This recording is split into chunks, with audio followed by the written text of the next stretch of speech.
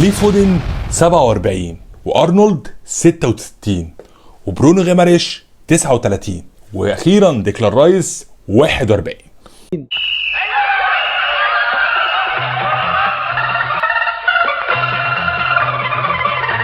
لو هتلاحظ كده ان في ارقام غريبه في البريمير ليج، وكل واحد وكل لاعب له قصه. على سبيل المثال لو اتكلمنا عن فودن 47، هتستغرب ان فودن بالمستوى اللي بيقدمه واخد رقم 47 لغايه دلوقتي، على الرغم من اجويرو كان عرض عليه رقم 10 قبل ما يرحل من مانشستر سيتي، ولكن فودن فضل مستمر على رقم 47 عشان جده اللي كان بيحبه ومؤمن بيه جدا، واللي توفى عن سن ال 47 سنه.